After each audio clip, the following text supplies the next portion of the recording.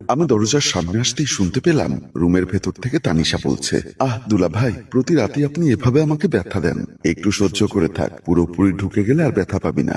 আমি দরজার আড়ালে দাঁড়িয়ে সবটা শুনে জিওবাই কামড় খেলাম। তার মানে আমি এতক্ষণ ধরে যা ভাবছি সেটাই সত্যি। পুরো ঘর খালি। অপূর্ব আমার স্বামীর সাথে হসপিটালে রোগীর পাহারাদার হিসাবে রাত পাহারা দিচ্ছেন। 7 দিন ধরে আমি হসপিটালে নির্ঘুমা ছিলাম বলে অপু তার বউকে বুঝিয়ে সুঝিয়ে আমার স্বামীর সাথে হসপিটালে রেখে আমাকে নিয়ে এসেছেন একটু বিশ্রামের জন্য।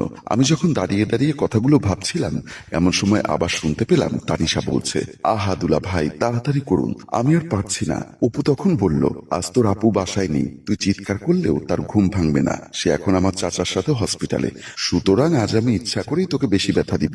অপু শালিকা তানিশা বলল, আপু বাসায় নেই তো কি হয়েছে? পাশের রুমে যে আপনার চাচি আম্মা আছে সেটা কি আপনি ভুলে গেছেন? চাচি আম্মা 7 রাতের নির্ঘুমা, নিশ্চয়ই এতক্ষণে নাক ডেকে ঘুমোচ্ছেন। আমি মনে মনে বললাম, ওরে ভাসুরের ছেলে, আমি রোকেয়া বেগম অতটা বোকা না, মনে করতে পারো গ্রাম থেকে এসেছি বলে একেবারে বোকা শোকা হব। তোমাদের মতো এরকম কত অবৈধ সম্পর্ক আমি গ্রামে ধরেছি। এই যে আমাদের পাশের বাড়ির মঞ্জুর মোর্শেদ, তাকে এখানে আসার আগে একটা মেয়ের সাথে আখ খেতে ধরেছি। ভাগ্যিস আমার হাতে পায়ে ধরে বলল, চাচি আম্মা, আমাদের ভুল হয়েছে, মাফ করে দিন।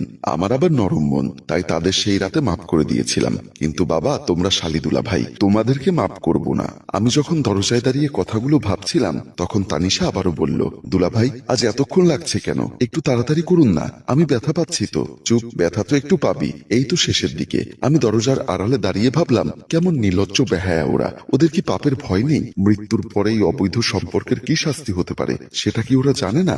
আমি আর নিজেকে ধরে রাখতে পারছিলাম না। এবার সিদ্ধান্ত নিলাম দরজা ঠেলে ভেতরে ঢুকবো। তাই একেবারে কোমরের সাথে শাড়ির আঁচলটা গুজে যখনই দরজা ঠেলে ভেতরে ঢুকতে যাব, এর মধ্যেই দেখলাম অপু দরজা খুলে বের হচ্ছে। অপু আমাকে দেখে চমকে উঠে বলল, চাচি আম্মা, আপনি এখানে কি করছেন? ঘটনার আকস্মিকতায় আমি আমতা আমতা করে বললাম, না মানে আমি বাথরুমে যাচ্ছিলাম। আমি যখন কথাগুলো বলছিলাম তখন দেখলাম অপুর শালী তানিশে এসে অপুর পেছনে দাঁড়ালো। মেয়েটাও কেমন নির্লজ্জ, এতক্ষণ ধরে দুলাভাইয়ের সাথে ফষ্টি নষ্টি করে এখন আবার আমার সামনে এসেছে মুখ দেখাতে। অপু বলল, চাচি আম্মা, বাথরুম তো এদিকে, নিশ্চয়ই হালকা আলোতে আপনি ভালো করে খেয়াল করেননি। জি বাবা, ঠিক ধরেছ। বলে আমি আর কথা না বাড়িয়ে বাথরুমের ভেতর ঢুকে গেলাম। বাথরুমের ভেতর ঢুকে চোখে মুখে পানির ছিটা দিয়ে অবাক হয়ে ভাবতে লাগলাম, মানুষ এতটা নির্লজ্জ বেহায়া হতে পারে কি করে?